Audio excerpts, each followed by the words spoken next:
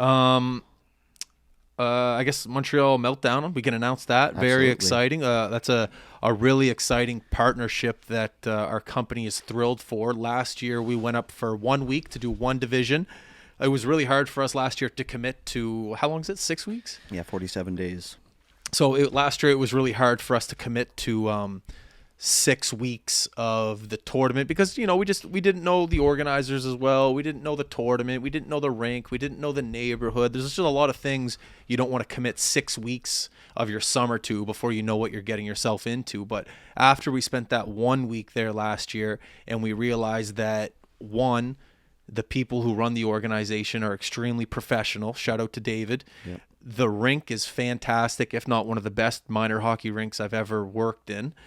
2, very accessible, great parking, a lot of Airbnbs around the rink. 3, or what number are we on? 4, something. This is what it comes down to: the best minor hockey league players in the world. Mm-hmm. If you look at, I know when Dudes and I got there for the first day, we sat down with the organizer Dave, and he showed us the alumni list, which you were on. Stay humble. Sir. But you're seeing names like, you know, John Tavares, you know, Jake Allen. You're seeing so many NHL All-Stars. Is Johnny T going to be? No, he's not, but he's been an All-Star. You know, there's just so many NHL alumni that are on that alumni list that Dave showed us that first day that it's just undeniable that even last year, I bet we streamed some future NHLers. But this year coming up and knowing where all the teams are from, all across North America, some Europe, it's a great opportunity for the company to be known internationally. And it just goes back to kind of the same thing of why we're going to the All-Star game. Great networking, great relationship building, same thing. But just good for business, good to meet new people in the industry, in the industry just being hockey. So we're pumped. We couldn't be more happy. We just can't wait. It's, you know, we're really blessed to be put in a spot where we're able to stream. How many games is it? Almost 5,000. 1,000. We're blessed to be able to stream 1,000 games in a month and a half. To be able to be put in that situation by the Montreal Meltdown, that's a lot of trust in them. Mm-hmm.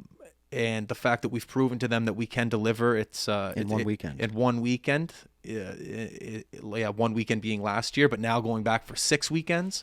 It's a feather in our cap for sure. And I'm really looking forward to the challenge, and I'm really looking forward to May and June. It's going to be sick. Agreed, wholeheartedly. I'm just going to touch on that a little bit. You and I say this all the time. I say this a lot in my streams, and when you see a recurring player come through. And one of the coolest parts about the job, man, and calling games or just being around these events is to see where these players end up. Last year we got to look at a lot of the brick players, or not a lot, but some of the brick players that ended up going on to that tournament, which Montreal, I do believe, won. First time ever. So shout out to them, like Canadiens. Yeah.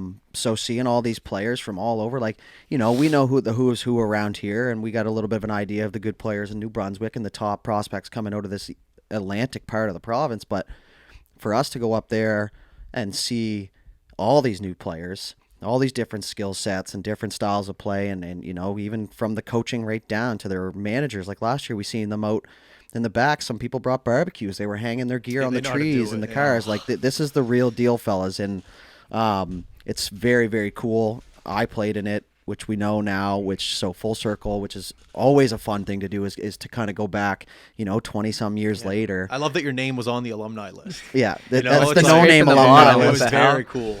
Yeah, and he remembered, too. He was like, oh, okay. He goes, what like, year? What team? And you're boom, like, brought it up right there. away. Yeah, man, the facility's great. For him to just, like, kind of... And, you know, one thing that we always like to have is the creative freedom. Not that we're perfect in what we do, but we definitely have a good sense of direction of what we're looking for and what our plan is. So for him to just go, yeah, you know what, boys, this is your tournament. I trust you. Do your thing. Let me know if I can help. That's just a good feeling, right? Because he only got a small sample size of what we were able to accomplish. But I think obviously he's been watching. But man, worldwide exposure. And the big thing, man, is memories for these kids, dude. Like, you know, the vault's going to be a thing. And it's just like to look back. You know, I'd love to have footage. I have a couple videos that my dad took of me taking stupid penalties at the Meltdown with like an old digital camera. But it's like to be able to look back and go, oh, that's right, I did score 4 goals in that game. Or, oh, yeah, I remember that hip check that I threw that I got suspended, or whatever, right? So at the end of the day, the more compassionate side of me is always siding on the side of like, memories Yeah. for these players, because I love to reminisce, and I know that most people that play hockey end up doing that as well. Because So I wish I could have seen some. Like, remember you said you had a cool. You said something happened like where you got in a fight with Team New Brunswick or something. Or no, the prospects team. yeah, but you're just like, yeah, we scruffed it up. Me and Solos and Safaris got. I just would have loved to seen that Against Chris Dart. Yeah, exactly. And Brad McDonald, that actually. would have been great to see. So I do have that video, but yeah, it was, and it's funny because they just like, it's a spring tournament, but like this is Scouts. played with intensity, and like that's what happened. I ended up getting a couple calls up there, so these players are going to get noticed at that age group, and we're doing the female games too, which is awesome, man. It gives them the same opportunity as everybody else, which we're very big on these days in the hockey world. So I can't wait to do White Man at that tournament and just shock the hell out of these kids. Be like, what? Like they've never experienced that. Like I get to see these kids' faces whenever I go out for the first time. They're like, what? Like,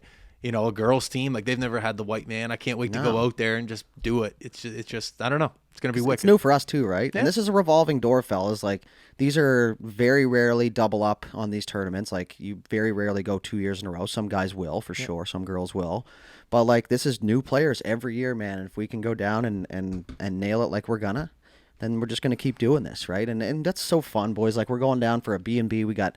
Shout out to our crew that have committed already. I think we have 7 or 8 confirmed already for the month. Yeah, 4 rinks going at once. What are we doing? Like there's something going on here, and this thing doesn't go without our guys. And you talk about last year not being able to do 6 weeks. We didn't have the firepower that we have in the system now. Back then, it just couldn't have been done. And now we're in a spot where we feel like we can do it, so we're going to try. And Montreal's a great city. And man, if you're not pumped for this, I know we all are, because we're the type of people that just want to get going, right? We just want to do it, but we got a lot of stuff to cover before we get there. You got to pinch yourself sometimes, boys. Yeah, for sure.